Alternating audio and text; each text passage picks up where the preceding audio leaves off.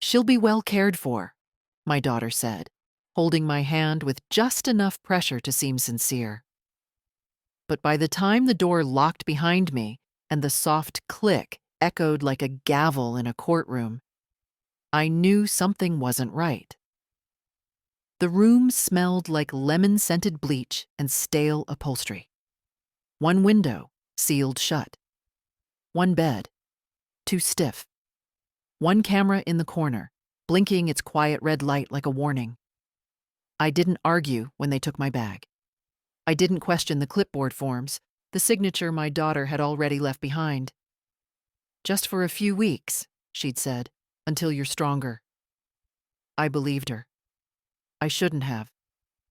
I was 78, not senile. But I suppose even sharp minds want to believe their children still mean well.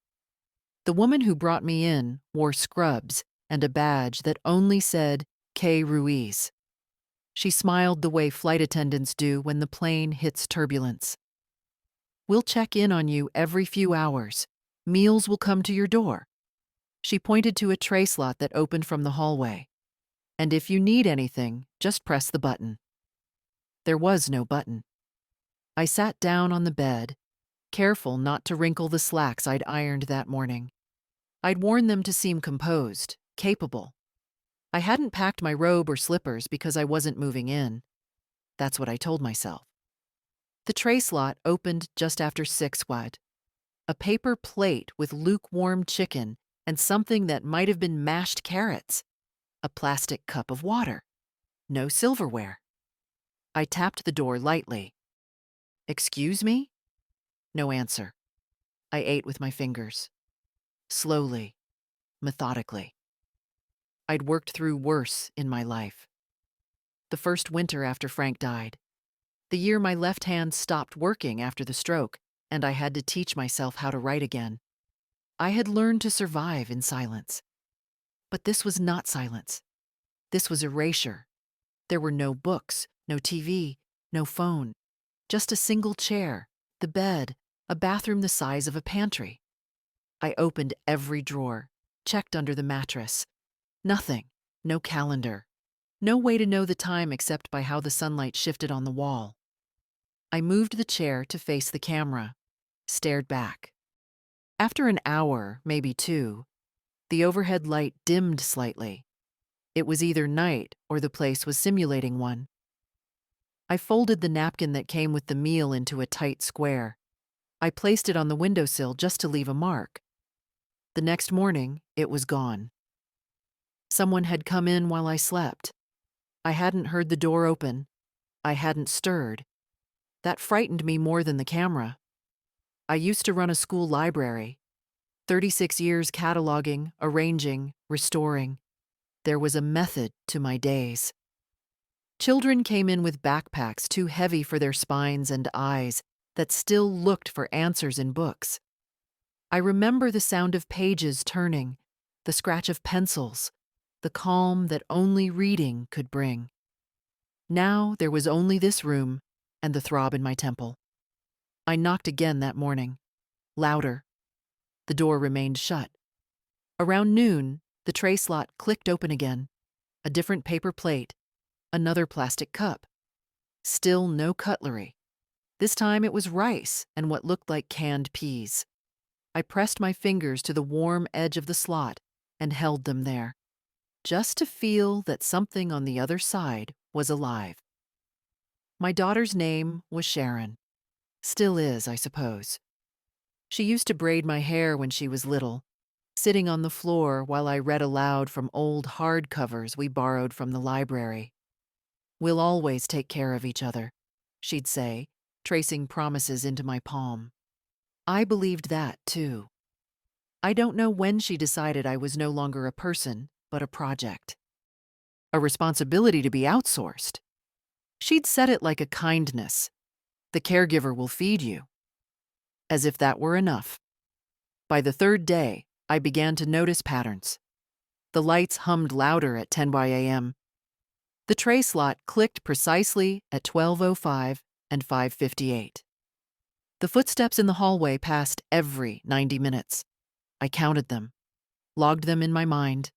I needed something to measure, to hold on to. I started whispering to the camera, little things. I know you're there. I remember what freedom feels like. I used to read about women like me. I wasn't asking for rescue. I just wanted the room to know I hadn't disappeared. That night, I used a bobby pin I'd hidden in the hem of my waistband, an old habit from travel days, to scratch my name into the underside of the bed frame. Nora Brennan was here. Still is. The next morning, I woke up to find the sheets changed and the bed frame polished. The name was gone, but not me. The fourth morning, I stopped pretending I was here for my own good. I stood near the door when I heard the footsteps coming. 3 pairs, softer shoes, likely nurses, and I spoke through the metal. "Excuse me," I said clearly, calmly. "I'd like to speak with whoever's in charge." Silence. I waited. I'd been patient all my life. You learn that when you're a school librarian dealing with 30 loud children and 1 broken printer. After a moment, a muffled voice responded, "We'll pass the request along." Then the sound of retreating steps. No other response. No questions about how I felt or whether I needed anything. Not even a lie to smooth the surface. They wanted me passive. And if not passive, then confused. I began to understand the purpose of the room. Not to help, but to dull. No stimulation, no clocks, no radio, no human exchange beyond the tray slot, and voices that vanished before you could ask a second question. It wasn't care. It was containment. I found myself doing math. If the first tray came around 6 and the second close to noon, then I could mark the hours between by pacing. I walked back and forth between the far wall and the bathroom door, counting softly. 58 steps. 10 rounds an hour. It helped pass the time, and it helped me stay sane. That evening, after the second tray, I tapped twice on the camera's lens. "Who are you trying to convince?" I asked. "Me or yourselves?" No reply, of course, but the light blinked twice, not like before. Almost like a response. I didn't sleep that night. Instead, I sat in the chair facing the door. The stillness of the hallway was not silence. It was avoidance. The kind that institutions prefer. Just enough effort to claim dignity is being preserved, while stripping it away, one small erosion at a time. When Sharon finally called, it was through a monitor embedded into the wall. Her image flickered, grainy and delayed. She looked composed, her voice clipped in that professional tone she'd adopted in her 40s. "Hi, Mom. Just checking in. How are they treating you?" I leaned in. "Like a locked drawer," I said. She blinked, clearly surprised by the clarity in my voice. "That's an odd way to put it. No books, no phone, no walking outside. Meals come through a hole. They took my watch. I'm not sure what part of this is supposed to help me recover." Sharon hesitated, eyes flicking off screen, probably toward someone else in the room. "You're safe, Mom. That's what matters." I studied her face, the expensive blouse, the subtle makeup. "Did you sign guardianship papers?" She avoided the question. "You're just there for observation. A few more weeks, then we'll reevaluate." "We?" I said. Sharon didn't answer. I leaned back in the chair, folding my hands. "Do you remember when you were 12 and broke your ankle jumping from the back fence?" "What?" "I stayed with you in the hospital every night. The nurses told me I could go home, that you'd be fine, but I stayed. Because I didn't want you to wake up and be alone." She said nothing. "Now here I am," I added, "and you didn't even pack me a book." The screen went dark. Later that night, I counted a new set of footsteps, heavy, measured, less frequent than the others.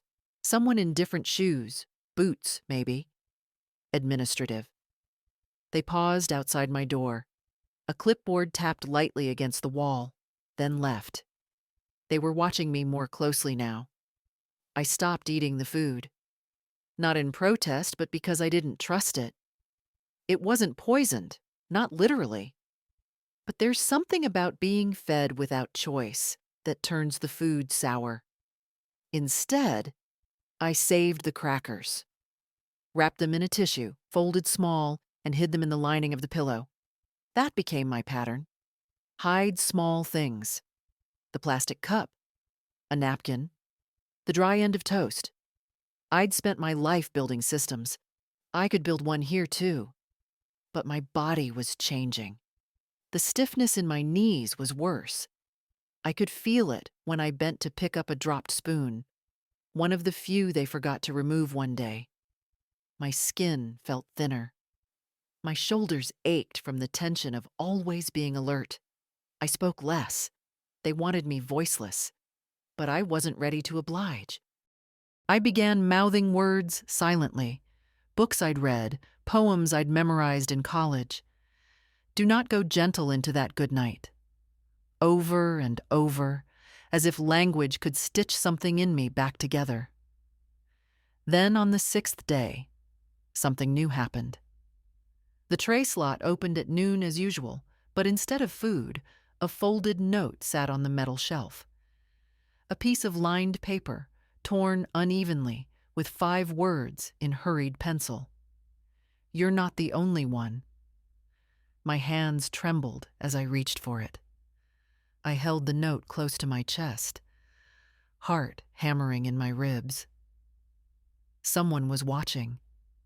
Someone else was awake. I didn't eat the food that day either.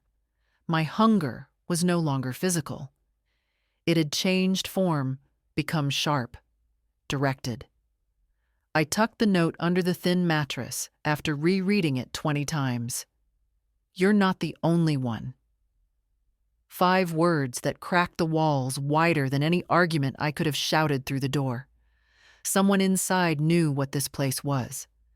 Someone else had eyes open, like mine. That knowledge shifted something in my spine. Not hope, not yet, but tension, with purpose. If I wasn't alone, then maybe I wasn't crazy. And if I wasn't crazy, then I could fight. The camera didn't blink that day. That's what struck me first. For the past week, it pulsed gently every minute or two, as if to say, "We see you." Now it stayed dim. Had they turned it off? Or was someone else watching now? I paced less that afternoon. Instead, I sat at the edge of the bed and began organizing the pieces in my mind. 1. They had taken away all means of timekeeping. 2. I had not been evaluated by a doctor since arriving. 3. There was no emergency button or bell. 4. My daughter no longer used the word temporary. I used to teach research skills. Verify your sources. Question the gaps. I could hear myself saying it to 8th graders who wanted to cite Wikipedia as gospel. Now I had to listen to my own rules. The silence here wasn't passive. It was curated. That night, I took the plastic fork from the lunch tray, the first utensil in 2 days, and snapped off one tine. It broke jagged. I used it to etch small marks beneath the bed slat again, counting each day. 1 for each meal cycle. 7 lines now. A week. The next morning, I refused the breakfast tray. Instead, I tapped 3 times on the camera. Then I stood directly beneath it and whispered, "You want me quiet, but you forgot. I've read every book on resistance ever written. You can't erase a woman who remembers."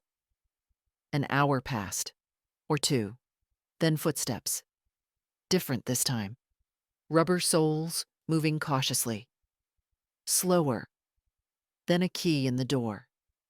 The first time it had opened since I'd arrived. A young woman stepped inside, maybe 24, dressed in pale blue scrubs, her hair in a messy bun, badge clipped low where most patients wouldn't notice it. Her eyes were wary, but not unkind. "I'm just here to check vitals," she said quietly. I didn't move. Name? She glanced at the camera, then lowered her voice. Maya. I nodded slowly. Are you the one who left the note? She didn't answer, just moved forward and wrapped the cuff around my arm. Breathe normally, she whispered, then added, I have 5 minutes. My pulse pounded beneath the fabric. How many others? I asked. Maya glanced toward the hallway.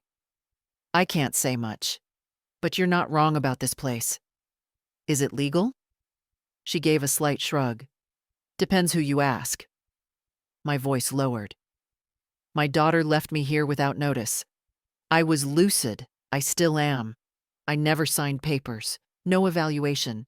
This isn't a care home. It's a warehouse. Her fingers tightened on the Velcro as she removed the cuff. They call it protective seclusion. Happens more often than people realize. Why? I whispered. Money. Convenience. Some families just want to feel like they're doing the right thing without doing anything hard. I closed my eyes briefly. They treat us like we're furniture. But we remember. Maya stood. I can't talk longer, but I'll be back. If you write something down, anything you need sent or saved, hide it under the toilet tank lid. That's the one place they don't check. She turned toward the door, then paused. I'm sorry, Ms. Brennan. You don't belong here. Then she was gone. The lock clicked again behind her. I stood frozen for a while, breathing like I'd just run a race. Then I moved quickly, forced by instinct. The toilet tank was easy to lift, heavy lid, dry inside. Room for a page or two. I tore the back flap off the tray's paper liner and used the ink from the food label, smeared from condensation, to write a single sentence with my fingernail as a stylus. If something happens to me, contact Helen Worthington. 212-555-7880. Helen was my oldest friend, retired judge, sharp as a tack. I hadn't seen her in 6 months, but we still exchanged letters. She'd know what to do, and she wouldn't let Sharon sweep it all under some rug of medical pretext. By evening, I felt changed. Not freer, not yet, but re-anchored to the world. The feeling of complete helplessness had shifted. Now I had a name, a point of contact, a witness. When the tray came again, lukewarm beef, limp broccoli, I moved it aside. The napkin was folded strangely. Inside, another note. You are not invisible. Keep going. I bit my lip hard, holding back the pressure behind my eyes. For the first time since arriving here, I allowed myself a thought not of survival, but of return. Return to my life. To my name. To the woman I had not finished being. I'd almost forgotten what it felt like to anticipate something. That restless stirring in the chest, the way time starts to carry weight again.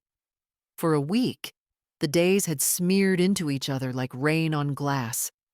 But now each hour had shape, meaning. Because Maya existed. Because Helen's name was written and hidden. Because I wasn't imagining the bars. I stopped talking to the camera. Not because I was afraid, but because I no longer needed to prove I was sane. I began observing again. Harder. Deeper. The corridor outside had a rhythm. Not just shifts, patterns. 3 sets of staff rotated. Early, mid, and overnight. The woman with the nasal voice who whistled while walking wore perfume with a lavender base. The man who walked heavy was impatient. He banged the tray slot harder than the rest. I filed it all away. I wasn't documenting for safety anymore. I was documenting for leverage. My joints still ached. Sleeping in that narrow bed felt like lying on folded cardboard. But something in me was moving again. Not just my thoughts, my resolve. On the 8th day, Sharon didn't call. I knew she wouldn't. After our last conversation, The dark look on her face when I mentioned the ankle story, I'd seen it. That narrowing of the eyes, that sharp discomfort people show when they're caught twisting their own memories into new shapes. She didn't want to hear me speak like that, with clarity, with reminders. It complicated the story she wanted to tell herself, the one where she was saving me. Maya returned that evening, slipped in quietly again under the guise of checking vitals. But this time, she had something in her sleeve. A folded piece of paper, smaller than her palm. I unfolded it slowly under the blanket. It was printed, typed, a list of names. Occupants, Ward 3, long-term observation. Nora Brennan, age 78, status. Pending evaluation. Alfred Milner, age 82, status. Unresponsive Marisol Pana, age 74, status. Medicated Dorothy Lynn, age 81, status. Delusional. And 5 others, all over 70. All marked with phrases that could mean anything or nothing. I pointed at the list. "This is illegal," I whispered. Maya nodded once, jaw tight. "I know, but people sign things they don't understand. Or they don't sign, and someone signs for them. Families hand over power like it's a coat they're done wearing." "I didn't sign anything," I said. "I believe you," she replied. Then she hesitated. "There's something else. Your name. It's on a real estate document. A pending sale." The air in the room dropped 10 degrees. "What sale?" I asked, though I already knew. Maya's voice was barely a whisper. "A house on Winchester Lane. Listing came up this week. Owner, Sharon McCabe, acting under durable power of attorney for Nora Brennan." I pressed my palm to the wall to stay upright. "That house is mine," I said. "Paid off. I never gave her power of attorney." Maya placed a hand on my shoulder. "They probably used a medical affidavit. Said you were mentally compromised." I laughed. Quiet, short, bitter. "I ran a library for 30 years. I file my taxes on paper. I remember the names of every teacher who ever asked me for help ordering books, and my daughter erased me with a form." "I'm sorry," she said again. And I believed she meant it. After she left, I lay in bed fully clothed. I didn't sleep. I stared at the camera, not whispering this time, just daring it. Let them watch me know. In the morning, I wrote Helen another message. This one longer. A list of names like Maya's. Dates. The note about the house. I tore the paper into 3 sections and hid them in separate places. The pillowcase seam, the cuff of my pants, behind the plastic cover of the bathroom light. If they found one, they wouldn't find all. That afternoon, I sat in the chair by the door. Tray untouched, posture straight, the kind of posture that says, "I'm still here." The footsteps came again, but they didn't stop. No tray, no Maya, just passing shoes. I waited. Then finally, a voice through the door. Not Maya. Male. Flat. Dry. "Mrs. Brennan, the facility director would like to meet with you tomorrow." I blinked slowly. "Where?" "In the consultation room," he added. "You'll be escorted." I didn't answer. He waited. Then added, "It's protocol." And then he left. Protocol. A word meant to sound safe, neutral, clinical. But protocol is just bureaucracy with its sleeves rolled up. I stayed in the chair long after the voice faded. Something was shifting. I could feel it in the air. They were starting to notice I wasn't folding. I didn't sleep that night either. Not from fear this time, but from calculation. The mention of a consultation room could mean anything. An evaluation, a scare tactic, or a move to discredit me further. I'd seen enough institutional maneuvering in my life to know that what's called a conversation often arrives with a signature page at the end. They wanted something from me now, which meant I had something left to take. At dawn, the overhead lights brightened. That had become their way of signaling morning, not sunrise. The tray slot didn't open. No breakfast. A delay meant something was brewing. I brushed my hair using the flat edge of the plastic tray. Crude, but it restored a small sense of control. I washed my face with cold water and put on the slacks I'd arrived in. A button had gone missing. I safety pinned the waistband closed. Dignity is a discipline. At exactly 9 my guess based on the pace of the day, a woman's voice came through the door. "Mrs. Brennan, we're ready for you." They didn't send Maya. 2 staff members entered. 1 male, 1 female, both wearing corporate blue scrubs. They didn't touch me. That surprised me. They stood like security guards, motioning silently.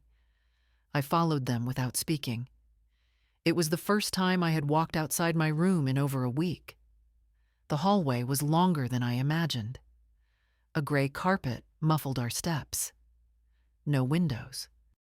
Fluorescent lights hummed above us in rows that stretched endlessly, casting the kind of glare that makes everything look sterile. I glimpsed 2 other closed doors along the corridor. No labels, no signs. I wondered if one of them belonged to Marisol or Dorothy. They led me into a narrow room with frosted glass and a low table. A single chair on one side, 2 on the other. The kind of setup used in job interviews or legal depositions. A pitcher of water sat untouched. A file folder was already on the table. Then he entered. Director Wallace. I recognized him from the brief orientation video they'd shown the day I arrived. He looked taller in person. Thinner, too. Late 50s, maybe. Hands manicured. Eyes that didn't blink often enough. The kind of man who confuses calmness with control. "Mrs. Brennan," he said, taking the seat opposite me. "Thank you for making time." "As if I had a choice," I replied. A ghost of a smile. "We try to maintain respectful communication here." "Communication requires consent," I said evenly. "Locking someone in a room isn't communication." He opened the folder, but didn't look at it. "We've received reports that you've been non-compliant with certain aspects of your care."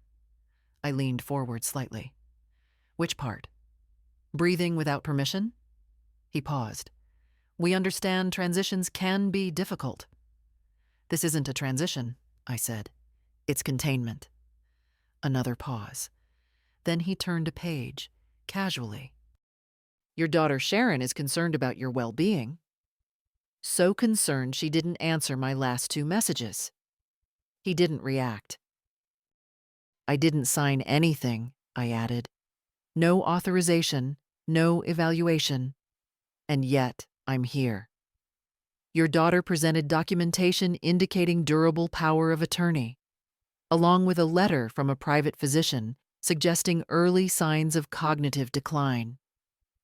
That was the first time I felt real heat rise in my chest. "Name the doctor." He flipped another page. "Dr. Eric Mathers." I laughed.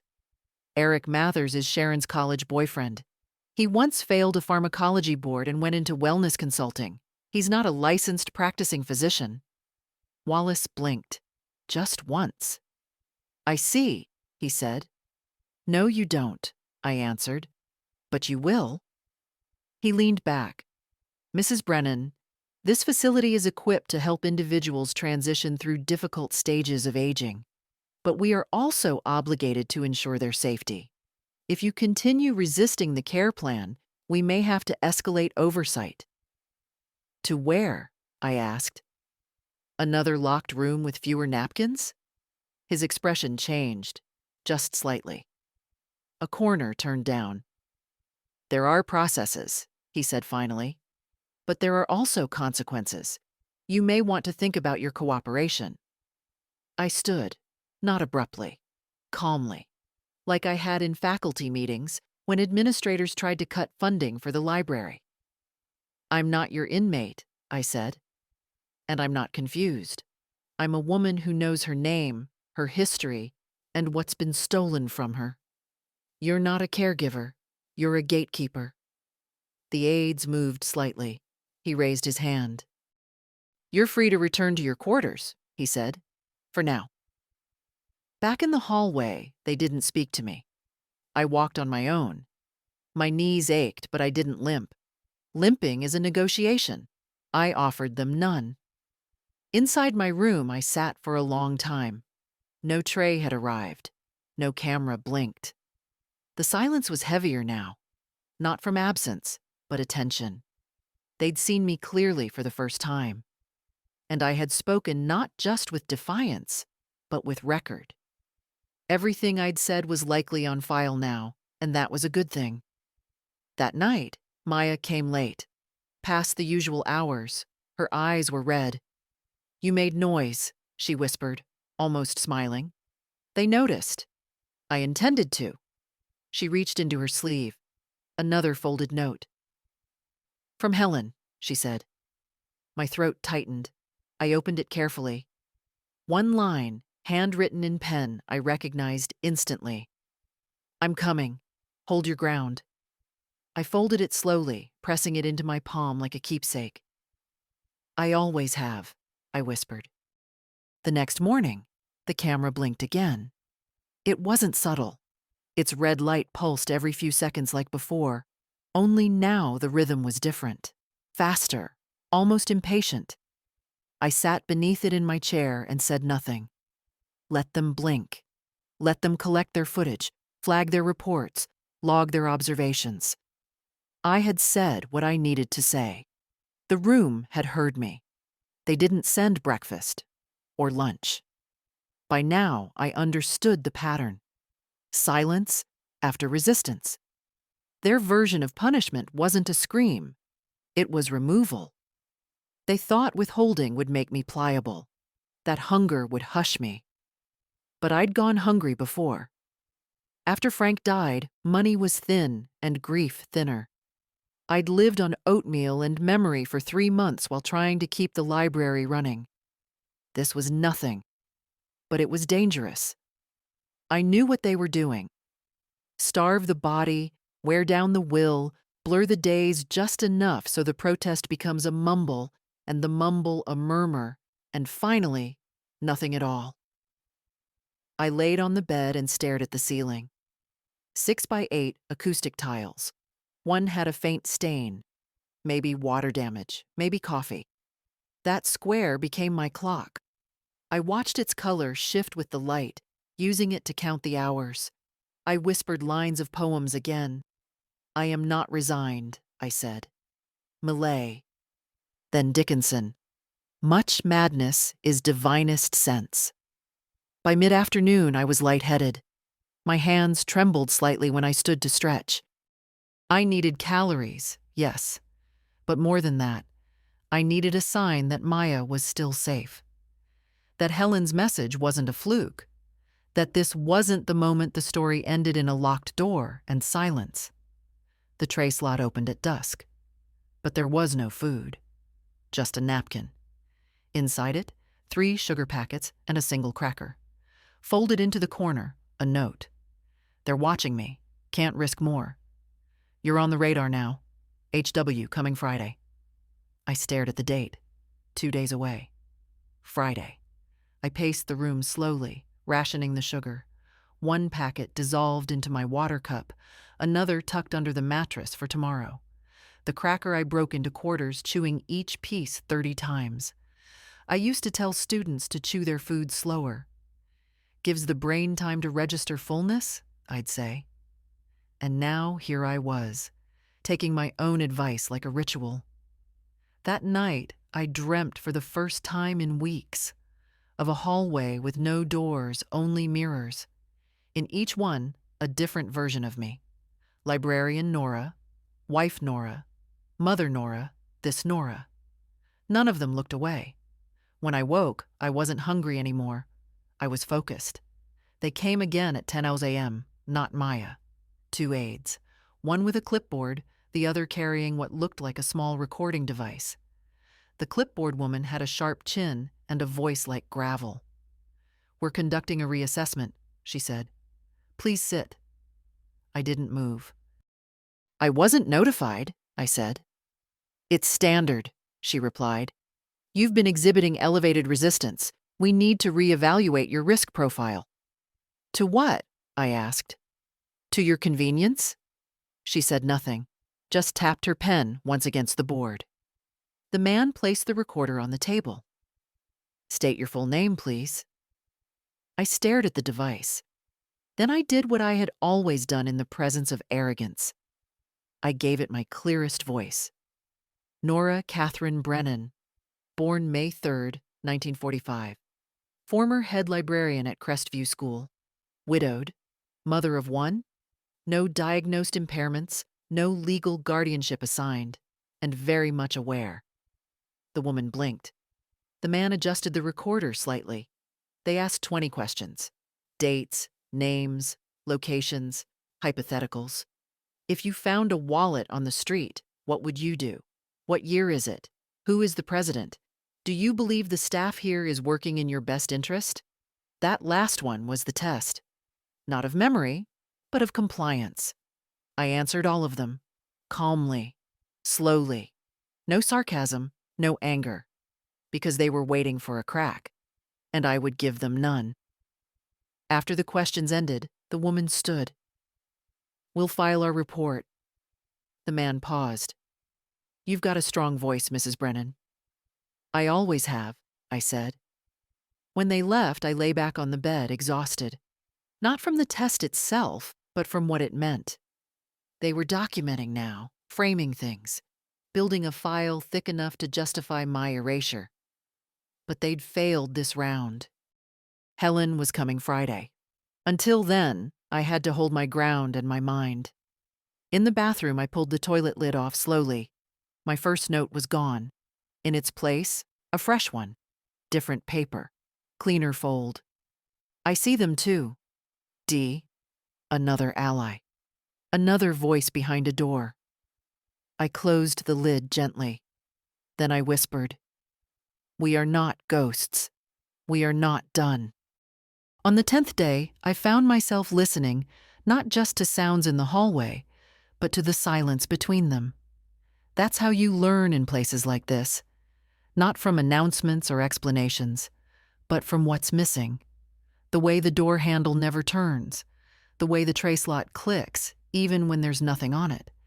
And how certain voices vanish after a conversation like the one I had yesterday. Maya didn't come that morning. No knock, no tray, no whispered encouragement. Nothing. I waited until midday. Then I moved to the wall and tapped once, firmly. It had become a habit now, not just for the camera's benefit, but for mine. A declaration. I am still here. Then I said it out loud, just once. I am still here. The camera didn't blink. At 3, or what I guessed was 3, the tray slot opened with a quiet clang. A different hand. Rougher. The lunch was basic. Oatmeal with no sweetener and a slice of dry toast. No note, no hidden packet. Just sustenance to keep the body quiet. I ate it anyway, slowly. Not because I was surrendering, but because I would need my strength. Helen was coming tomorrow. I had no way to tell time with certainty, but I felt it in my bones. 10 days inside this place, and already I'd become a creature of rhythms. Around dusk, footsteps stopped near my door, but they didn't move on. I stayed still. Then a whisper, too low to make out words. Another whisper, closer. Then the tray slot opened again. I crouched by it carefully, expecting another empty tray. But instead, something small and soft slid through the slot. A glove, thin, white, worn at the fingertips. Inside the glove was a folded paper towel. I pulled it open. Written in pen, block letters. They watched me. I'm off schedule. Be careful. M. Below that, barely legible. Second floor staff room, file cabinet, bottom drawer. My heart kicked against my ribs. Information. A location. Maya had left a breadcrumb, risked something. I tucked the glove inside my mattress lining and smoothed the bed. Then I returned to the bathroom and scratched 2 marks behind the wall mirror frame. One for her, one for me. That night, I didn't sleep. I sat on the floor against the far wall, knees pulled to my chest, listening to every creak and shuffle. My mind spun faster than it had in years. I imagined the layout of the building based on echoes, the distance from my room to the consultation hallway, the stairs that must lead to a second floor, the location of that file cabinet. Even if I never saw it, the knowledge that it existed gave me something I hadn't had before: reach. Morning came with a different aid, a man I hadn't seen before. He didn't speak, just opened the door with a set of keys on a silent lanyard and motioned for me to follow. We went left this time, down a shorter hallway. No windows. At the end, a door opened into a different kind of room. Bright walls, soft chairs, a table with fruit in a plastic bowl. It looked like a dentist's waiting room, designed to lull. Helen was not there. Instead, Director Wallace stood near the window with a clipboard in hand. He smiled. "Mrs. Brennan, how are we feeling today?" "Still lucid," I replied. "Good. I'd like to offer a brief update. Your daughter has requested a delay in visitation. There's been a miscommunication about your current evaluation." "Miscommunication?" I repeated. "That's a generous word." "She's asked for more time to review options. Until then, we'll continue your stay as arranged." He paused. "Any questions?" "Yes," I said. "How do you sleep at night?" He didn't flinch. "With great care." Then he nodded to the aide. I was escorted back without further comment. Once alone again, I paced the room for nearly 2 hours. The news shook me, but it also confirmed what I suspected. Helen had tried, and Sharon had blocked her. But that meant the storm was reaching the surface. That night, at what I guessed was close to midnight, I sat facing the camera and said softly, "I was always the quiet one, the book person, the listener. But silence doesn't mean absence. You can erase access, food, light, voices, but not knowing, not memory. I remember who I am." Then I stood, walked to the bed, and began to tear the hospital-issued napkins into strips. I didn't know what I'd use them for yet. Messages, bindings, markers. But they would be ready. Let them come. Let Friday come. Friday arrived with the kind of silence that announces itself. No footsteps. No tray. No flickering camera. Just that charged quiet that feels more deliberate than noise. I sat in the chair by the bed, spine straight, hands folded in my lap. I'd combed my hair with my fingers, pressed the wrinkles from my blouse as best I could, and fixed my expression into one of calm authority. If Helen made it through the front door, I needed to be seen as the woman I was before they tried to fold me into paper. She had always had a way of entering rooms like a verdict. In law school, Helen once told me, her professor said, "Justice doesn't shout. It enters quietly and stops people mid-sentence." I hoped she'd walk in today with that same force. Quiet, steady, undeniable. But I was prepared for the opposite, too. For absence. For news delivered by Wallace, or worse, silence dressed up as policy. I'd imagined the possibilities all night. The clock I'd scratched into the wall, 7 tallies now, told me we were nearing mid-morning. Then, at what I guessed was close to 11 soir, footsteps. Different from the others. Heels. Measured. Followed by a second pair, rubber soles, likely an escort. They stopped outside my door. A knock. "Mrs. Brennan," a voice said. Calm, firm. "You have a visitor." I stood before I even felt my knees cooperate. My throat tightened, but I said nothing. The door opened, and there she was. Helen Worthington, hair perfectly swept into a silver knot, eyes sharp behind reading glasses that hung from a fine gold chain. She wore a navy coat with a notepad tucked beneath her arm, and a look that could peel the paint from the walls. "Good morning, Nora," she said, as if I were sitting beside her in a courtroom and not in a holding cell disguised as care. Behind her stood a young man with a clipboard and confused eyebrows. He gestured awkwardly toward the hallway. "We've arranged a supervised conversation," he began. Helen turned to him slowly. "You'll arrange silence," she said. "I am Mrs. Brennan's legal counsel, and this is a privileged meeting. Leave us." He blinked. "Now." The boy left. The door clicked behind him. We were alone. Helen looked at me, and for a moment her expression softened. "You look tired." "I look like they want me to feel," I replied. She moved to the single chair opposite mine. Didn't sit right away, just scanned the room, the camera, the tray slot. "They're running an old game," she said. "Guardianship without court order, confinement by consent that was never given. I've seen it in elder exploitation cases before. They couch it in language like monitoring and safety. But what it is theft." "I didn't sign anything," I told her. "I know. And even if you had, it wouldn't have held. Sharon used a third-party affidavit from a man without medical licensure. I spoke to the state board last night." I felt breath return to my lungs, not all at once, but in small increments. "Can you get me out?" "I'm already doing it," Helen said. "But it takes time. There's paperwork, hearings.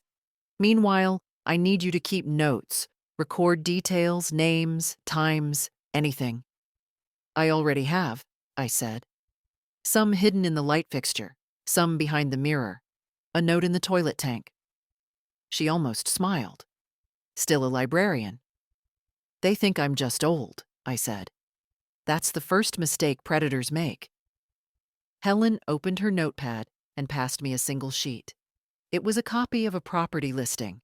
My house. My name. But Sharon listed as legal representative. "They tried to rush it," she said. "The listing went live 5 days ago, but no offers yet. I've filed an emergency injunction. That should freeze the transaction for now." I stared at the paper. The photograph of my front steps. The white railing I'd repainted myself just last summer. My begonias. My porch swing. "They were going to sell my life for a down payment," I said. Helen didn't interrupt. I folded the page slowly, precisely, like it was an obituary. Maybe it was. She reached into her bag again. Another sheet. "This is a revocation form," she said. "If we can prove you're competent, this overrides the power of attorney.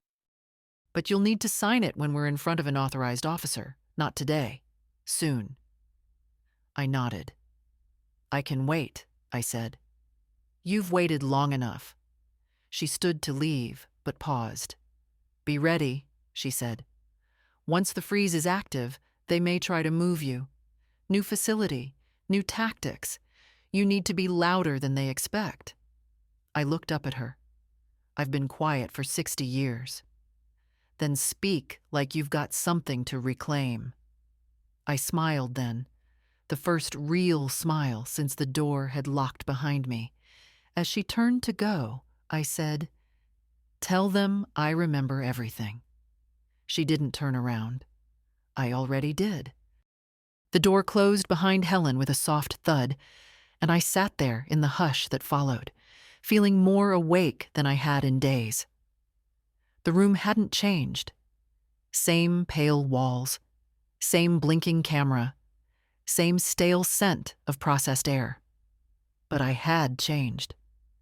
Not because Helen had handed me an escape plan, but because she had reminded me of something more important. I was still allowed to want things. Justice. Return. My name back. They brought lunch late. A younger girl I hadn't seen before, trying too hard not to make eye contact. She slid the tray through and disappeared before I could say a word.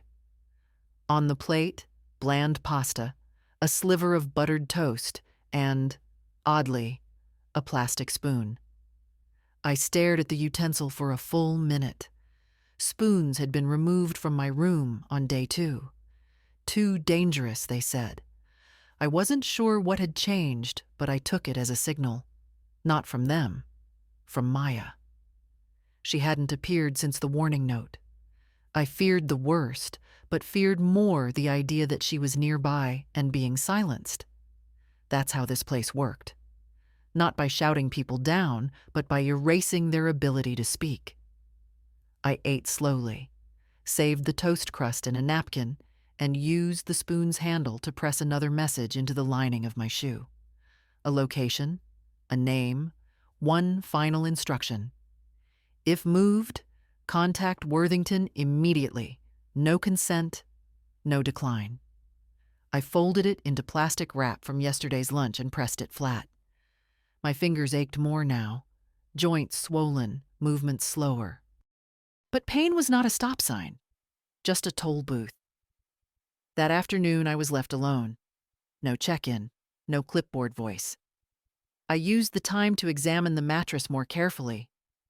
There was a slit in the seam where I'd hidden Maya's glove.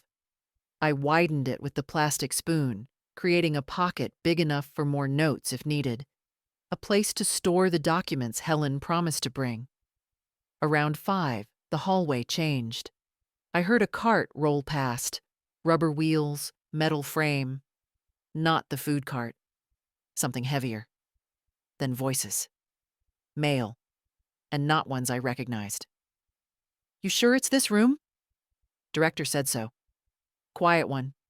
Could be trouble." My pulse climbed. I sat up, placed the spoon beneath the pillow, and straightened my blouse. The knock came seconds later. 2 men, security by posture, not uniform. One held a clipboard, the other stayed near the door. "Mrs. Brennan," clipboard said, "you've been selected for medical reassessment off-site. Temporary relocation." "No," I replied. He looked up, blinked. "This isn't optional. Transport is waiting." "I do not consent," I said clearly, "and you have no legal basis. You're not in a position to refuse." "I have counsel," I said. "Helen Worthington, licensed, active. You move me, it's unlawful detainment, and I will testify." The man at the door shifted. Clipboard's voice flattened. "Your daughter is being sued for fraudulent representation," I cut in. "Try again." They stared at me, quiet. Then Clipboard looked to his partner, who gave a slight shake of the head. "She's got outside attention," the second one muttered. "Let's verify with Wallace." And just like that, they left. I sat down slowly. My legs were shaking, but I didn't let them show it. I had won a round. Not the war, not yet. But a round. The camera blinked faster after that, almost frantic. I moved to the chair and stared into it. "You thought I'd be easy," I said aloud.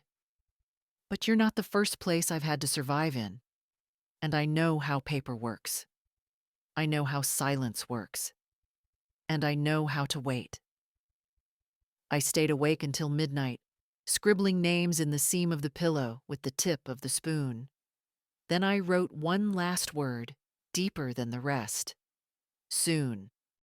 The next morning began with a knock. Not the kind that waits for permission, but the kind that assumes entry. Director Wallace stepped in without a word from the hall, followed by a staff member holding a manila folder. He didn't smile this time, didn't pretend. That, more than anything, told me we were close. He stood beside the bed. "You've created quite a bit of disruption, Mrs. Brennan." I stayed in my chair. "No more than you deserve." He glanced at the aide, who quietly handed him the folder.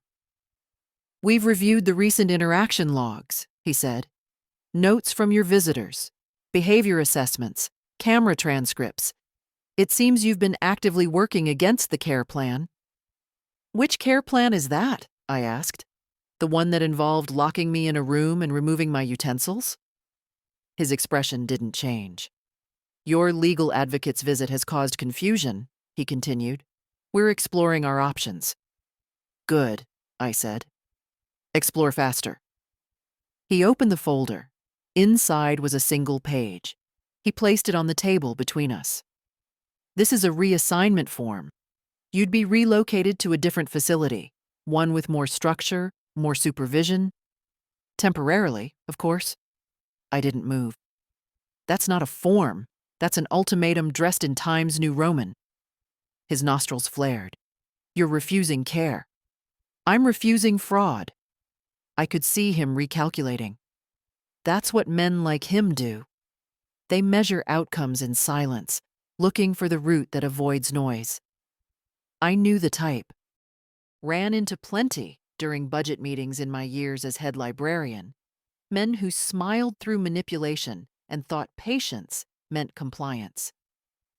I hope you know, he said finally, that people who interfere with patient care are liable to consequences.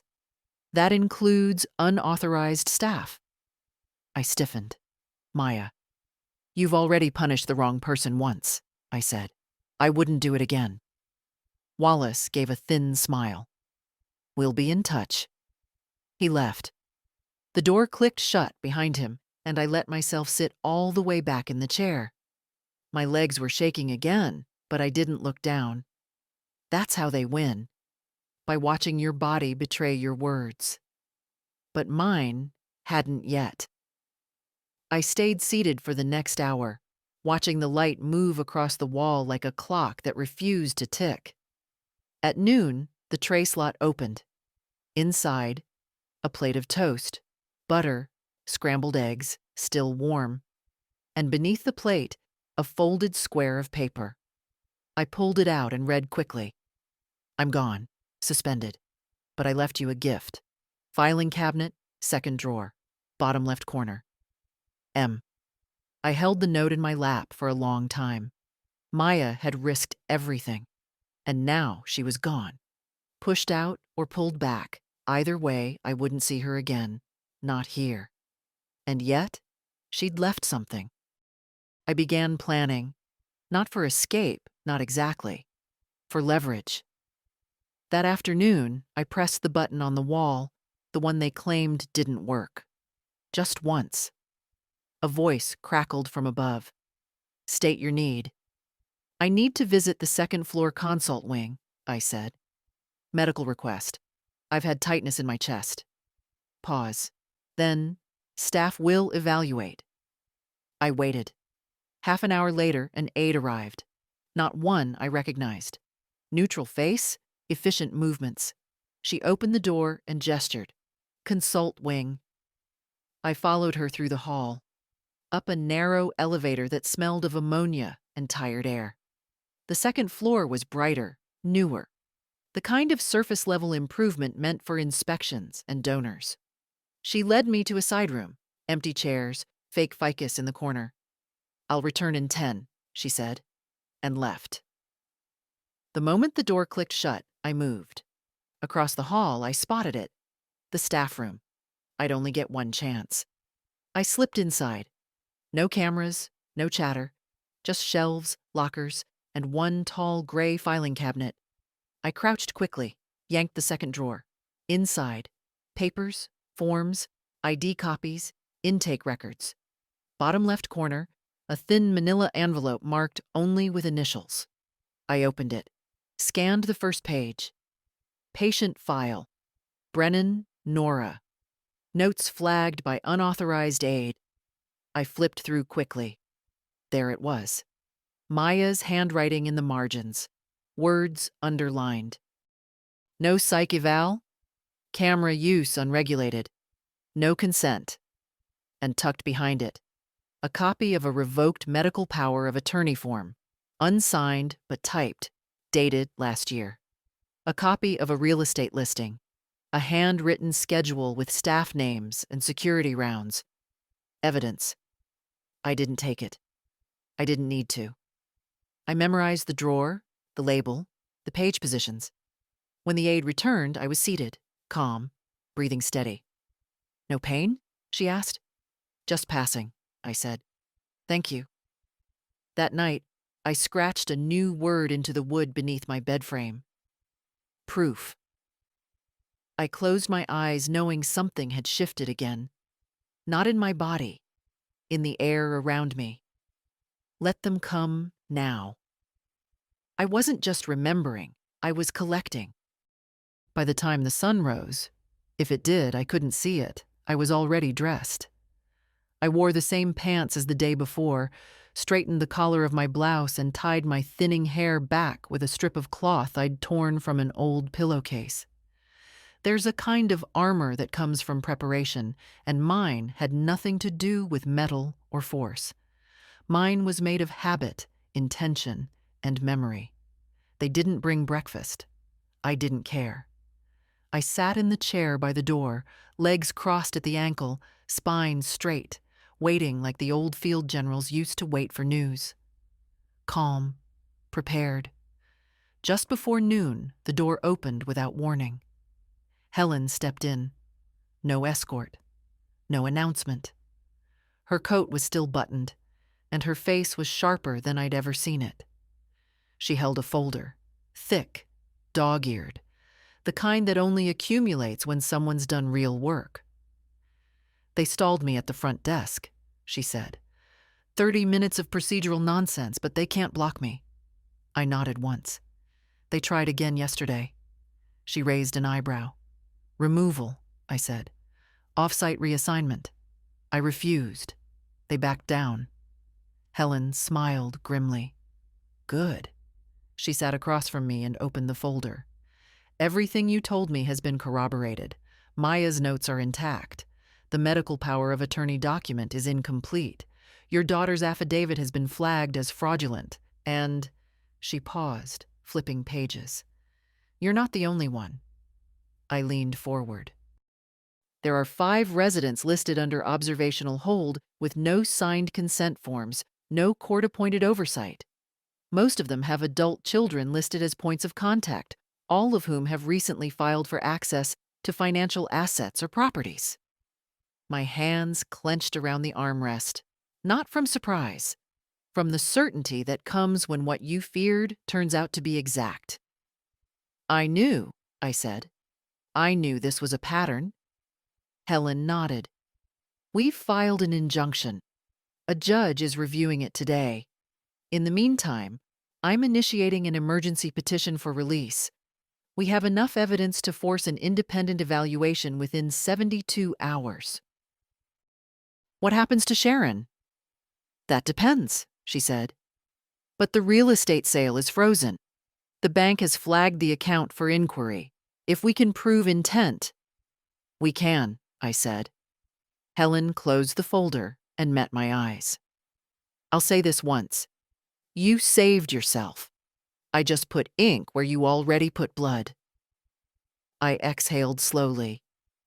She told me the caregiver would feed me, I said. And then they locked me in a room with a blinking light and called it safety.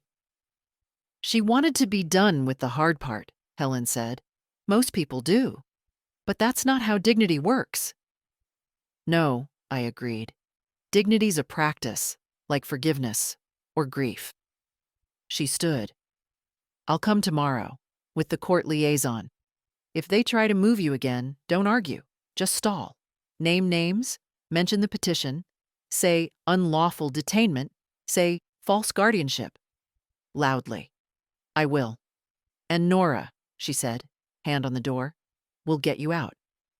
I know. After she left, I stayed standing. I didn't want to sit. I wanted my feet on the ground when the truth cracked the walls. That night, the hallway was restless. Footsteps I didn't recognize.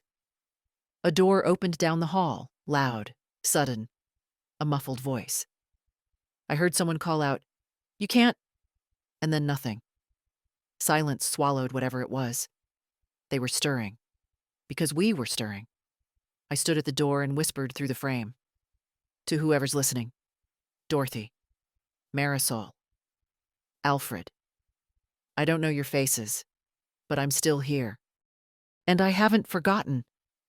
I walked back to the bed and lay down fully clothed, eyes open. No camera blinked, no tray opened, no sound. They were deciding something. Let them. Because I wasn't deciding anymore. I was waiting for the door to open, not for Wallace, not for Sharon, for daylight. They came early. Before breakfast, before lights, before I'd even gotten up to wash my face. 3 of them, one with a clipboard, one with a tablet, and one silent man who didn't speak or blink. The kind who enters a room and becomes its weight. They didn't knock. They just opened the door and stepped inside like they owned the air. "Mrs. Brennan," said Clipboard, "you'll need to gather your things." I sat up slowly. "Where are you taking me?" He glanced at tablet. "A transfer's been initiated." "By whom?" "Facility administration." I stayed seated. "Is this an emergency relocation?" Silence. "Do you have a transport order?" More silence. "I see," I said, swinging my feet over the side of the bed. "So this is an unofficial maneuver, a quiet extraction." Silent man shifted slightly. Not forward, just enough to remind me that he was not there for questions. I stood, slowly. I didn't tremble this time. They wanted fear, but I wasn't afraid anymore. I was past that. "May I collect my belongings?" I asked. Tablet nodded. Quickly. I moved to the bed, pulled on my shoes, slipped the folded paper from the mattress lining into my waistband. The note with Helen's number, the staff schedule, the evidence list. I had copies now, hidden in 3 different places. I turned and faced them. "I will come with you," I said clearly. "But I do not consent. I am being moved without lawful cause, in violation of a pending legal injunction. I am alert, oriented, and under active counsel. I will repeat this in front of any third party." Clipboard blinked. Tablet hesitated, but they didn't back off. The hallway outside was cold. Not the air, the feeling. Staff turned their eyes downward. One woman passed us without a word, clutching a clipboard so tightly her knuckles went white. I recognized her from early on. She used to deliver trays. She didn't look at me. We reached the elevator. I waited until the doors opened. Then I turned, loudly. "My name is Nora Brennan. I do not consent to this transfer. This is a violation of my rights under state elder protection law." Clipboard grabbed my elbow, too hard. I yanked it free. "That's assault," I said. He looked stunned. The elevator doors closed. No one spoke on the ride down. We descended in the silence of a war room after a lost battle. They thought this was a final move, a reset. Get me out before Helen returned, before the court acted, before I could testify. But I wasn't the same woman they had locked in that room 11 days ago. I knew the name of every staffer. I knew the staff room, the camera pattern, the timing of tray deliveries. I had allies, and I had my name back. We exited into a garage. A van waited, white, plain, no markings. Then a voice, "Stop." Sharp, clear, from behind. Everyone turned. Helen. Hair wind-blown, breath fast, but calm in her stance. A man stood beside her, holding a clipboard that mattered, real authority. His badge hung visible from a lanyard. "Court injunction," she said, holding up a folder. "Effective as of 7:32 a.m. today. Any further action will be considered obstruction." Tablet hesitated. Silent man didn't move. Clipboard reached for his phone. "No need," Helen said. "The sheriff's department is en route. You'll want to be here when they arrive." I exhaled slowly. My knees almost gave, but I stood still. Helen stepped toward me. "Are you hurt?" "No," I said. "Did they touch you?" "Only fear," I said. and I didn't let it in. She turned back to the staff. This woman is under my legal protection. You move her again, and I will file for criminal interference with court proceedings. Clipboard lowered his hand. Helen turned to me. Come on, Nora. I didn't ask where we were going. I followed her, back through the hallway, past the aides who suddenly remembered how to make eye contact, through the front lobby, where the security guard shifted uncomfortably, and out, finally, into the air. Real air. July air. Heavy, warm, imperfect. It hit my lungs like new truth. Helen opened the car door herself. I sat, slowly. She turned on the engine, drove in silence. It wasn't until we reached the first traffic light that I finally spoke. They were never watching to protect us, I said. Only to control. Helen didn't answer. She didn't need to. We were already free. The first night home, I didn't sleep. Not from fear, but because silence in a familiar room sounds louder than silence in a locked one. Everything in the house was exactly where I'd left it. The green chair by the window, the teacup on the shelf, the crack in the paint above the stove I'd meant to fix for a decade, but the air had changed. It wasn't time that had shifted the space. It was me. My body didn't trust the freedom yet. My hands still hovered before opening doors. My ears still tilted at night for footsteps that wouldn't come. Helen had stayed just long enough to help me settle. She'd made tea, walked through every room with the cautious eye of someone trained to see where danger hides. She'd taken the spare key, promised to come by again in the morning. After she left, I just sat, on the edge of the bed, clothes still on, shoes near the door, like I might need to run again. I didn't. But still, I didn't sleep. In the morning, I made toast, with butter. I chose the plate myself, poured the tea, stirred it with a spoon, my spoon, a small act, a holy one. The mail arrived late. Among the envelopes, one from the bank, one from the county clerk's office, and one from a law firm I didn't recognize. I read them in order. The bank confirmed the freeze on my account had been lifted. Sharon's access revoked. All transactions now required my signature in person. The county clerk's letter confirmed the house title was intact, undisturbed, still mine. The third envelope, the law firm, was different. Inside was a typed letter, polite in tone. It stated that Sharon McCabe had retained counsel to dispute elements of the injunction, and that communication would proceed through formal legal channels. No apology, no explanation, just paperwork.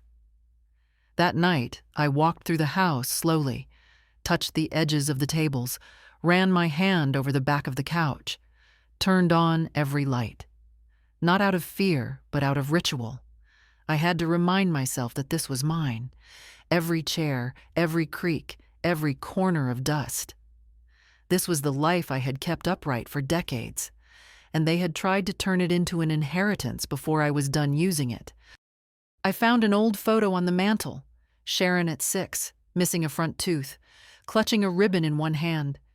She looked so proud then, and I remembered that day, the library spelling bee. She had won by spelling magnanimous.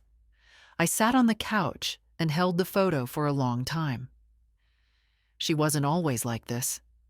Entitlement is a disease that grows slow. It starts in small permissions, skipping phone calls, avoiding holidays, forgetting birthdays. Then it blossoms, fed by silence and assumption, until it convinces a person they've earned what was never theirs to take. That night, I wrote her a letter, not for pity, not to restore anything, just to say what hadn't been said. I told her what they did to me, what she allowed, what she'll never take again. I didn't send it. Not yet. but I left it on the kitchen table, where sunlight would hit it first in the morning, where I would see it with clear eyes the next day, decide if it needed to travel. Then I made a list. Names: Dorothy Lynn, Marisol Pena, Alfred Milner. Next to each, questions. Where are they now? Who is helping them? Are they still inside? I didn't want to be the kind of woman who escapes and then forgets the walls, so I wouldn't. Helen had given me a path, but they had given me a reason. That night I fell asleep with the windows open. No locks. Just wind. Just the sound of my house breathing again. And for the first time in weeks, I dreamed of nothing. I spent the next few days in motion, not restless, not running, just deliberate. I made lists every morning. What needed repair, what needed returning, what needed remembering. I cleaned out the pantry, called the locksmith, went room by room and opened every drawer, every cabinet. I touched my life back into place. Helen came by with updates. Sharon hadn't responded to the court's request for financial documentation. That would hurt her case. She'd also ignored 2 certified letters. Helen's mouth curled at that. "She's betting on your fatigue," she said. "She thinks you'll retreat. Stay quiet, be grateful, and go still." I almost laughed. Then she never knew me. We were sitting on the porch. The air was thick, summer pushing at the edges. My tea had gone cold, but I liked it that way. Everything felt calmer. Cold? Helen placed a small folder on the table. "We have a hearing in 2 weeks, but there's something else." She handed me a printout. It was a staff photo, 8 people, arms crossed, all in medical blues. "Maya's clinic," she said. "She's found a new job, safer, smaller. They're vetting her story carefully. She's protected now." I didn't speak for a long time. When I did, I said, "She reminded me what it felt like to be seen." Helen nodded. She wasn't supposed to care, but she did. "She's the reason you're out." "No," I corrected. "She's the reason I didn't break." Helen didn't argue. That afternoon, I wrote a letter to the state ombudsman's office. Simple, clear, detailed. I used the margins to list names: Dorothy, Marisol, Alfred, and dates, approximate schedules, things I remembered. I included the file drawer, the note in the toilet tank, the unsent evaluations. I sent copies to 2 local reporters, not because I thought they'd publish, because someone should know, because somewhere, someone's mother is being quiet in a locked room right now, and someone's daughter is saying, "Don't worry, the caregiver will feed her." And it's a lie. The next day, I went to the market. A woman I hadn't seen in a while waved from the end of an aisle. Her face lit up, then fell. "I heard you were away," she said. "I was," I replied. She waited, unsure. "I'm back," I added. She nodded. "You look good, strong." I smiled. I had to be. I came home with groceries and a bag of lemon candies, just because I used to love them. I filled the house with the smell of garlic and broth, opened the windows again, let the air move through every room. Then I sat down and picked up the letter I'd written to Sharon. I reread it. I didn't soften it. I added one line at the end. "You don't get to decide how my story ends." I folded it, placed it in an envelope, not stamped, not sealed. It would sit there, on the kitchen counter. A reminder, not for her, but for me, that I had a story, that I still owned it, that I was telling it now. The hearing was short. Helen said they often are, when the evidence is clear and the lies too thin to stand. The judge read the affidavits, reviewed the documentation, and asked only 2 questions. "Do you feel safe in your home, Mrs. Brennan?" And, do you wish to maintain full legal autonomy? I answered both without pausing. He signed the revocation order within the hour. Sharon's power of attorney was nullified. The court declared me competent and restored sole control of my affairs. I thought I'd feel victorious. I didn't. I felt right. Aligned. Back where I was meant to be. Outside the courthouse, Helen and I stood by her car. It was humid again. The kind of day where everything sticks, even your breath. "You're free now," she said. "I've always been free," I replied. "They just tried to convince me otherwise." She nodded, quietly. We didn't hug. I didn't need comfort, just company. She gave me that. In the weeks that followed, things returned. Slowly. The neighbors started waving again. The phone rang with real voices. I began attending town meetings, sitting near the back, listening more than I spoke. One afternoon, I stopped by the local library. They'd moved the nonfiction. I didn't complain. They asked me to give a talk for Elder Awareness Month. I almost said no. But then I remembered Dorothy, Marisol, Alfred, the others I'd never met but felt in my bones. I stood at that podium and told the truth. Calmly, clearly, not to accuse, but to illuminate. When I finished, no one clapped at first. It wasn't that kind of story. Then someone stood, then another. No cheering, just respect. That was enough. I still get letters. Quiet ones. From women who've been silenced, from sons who feel guilt, from daughters who are trying to undo harm they didn't see soon enough. I answer what I can. I tell them what Maya told me. Start small. Start with a name. Some days, I light a candle for the ones who didn't get out. Some days, I just sit on the porch and listen to the wind. And I still haven't mailed that letter to Sharon. Maybe I never will. Maybe she'll come someday, and I'll say what needs saying, not to hurt her, but to show her I survived despite her. Not because of her. I'm old, I'm tired, but I'm not broken. They tried to reduce me to a patient file, a burden, a problem to be contained. But I was never a problem. I was a woman, with a voice no one expected to hear again, and I used it. If this story found you and you saw something of yourself inside it, don't look away. Share it. Leave a comment. Let them know we're still here.